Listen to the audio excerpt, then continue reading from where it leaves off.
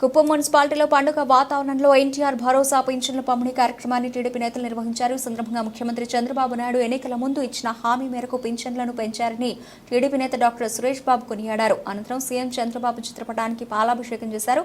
పింఛన్ల లబ్ధిదారులకు నగదును అందజేసి స్వీట్లు పంచిపెట్టారు. గడప వద్దకు వెళ్లి పెన్షన్ అందజేశారు. ఈ సందర్భంగా టీడీపీ నేత డాక్టర్ సురేష్ బాబు మాట్లాడుతూ ఎన్నికల్లో ఇచ్చిన హామీ మేరకు అవ్వాతాతలకు, వితంతు మహిళలకు, తదితరులకు పెంచిన పెన్షన్ నగదు 7,000 రూపాయలను అందిస్తున్నారని, పింఛన్ లబ్ధిదారులకు ఆనందంగా ఉన్నారని తెలిపారు. ఈ కార్యక్రమంలో టీడీపీ నేతలు గోపీనాథ్, దళిత నాయకుడు కన్నన్, అప్పు, కౌన్సిలర్ అభ్యర్థి జైమా, మాజీ కోఆప్షన్ మెంబర్ అన్సర్ బాషా, సుకుమార్, నియోజకవర్గ వికలాంగుల అధ్యక్షులు మురళి తదితరులు పాల్గొన్నారు.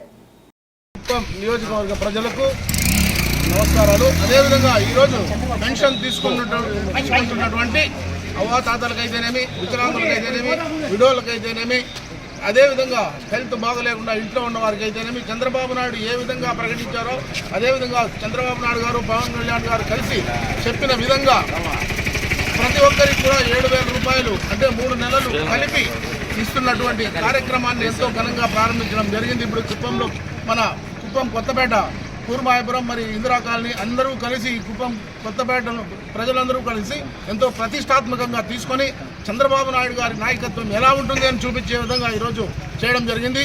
అదేవిధంగా ఈరోజు సంతోషంగా అవ్వాతాతలైతేనేమి ప్రతి ఒక్కరు కూడా ఈ యొక్క పెన్షన్దారులు ఏ విధంగా చంద్రబాబు నాయుడు గారు మాటిచ్చారో ప్రతి ఇంటి దగ్గరికి వెళ్ళి స్వయంగా మా నాయకులు, అదేవిధంగా కార్యకర్తలు, తెలుగుదేశం పార్టీ అభిమానులు అందరూ కలిసి ఎంతో సంతోష వాతావరణంలో, పండుగ వాతావరణంలో దీన్ని మేము చేస్తున్నాం. అదేవిధంగా ప్రతి ఇంటికి వెళ్ళి ఇవ్వడం కూడా జరుగుతుంది.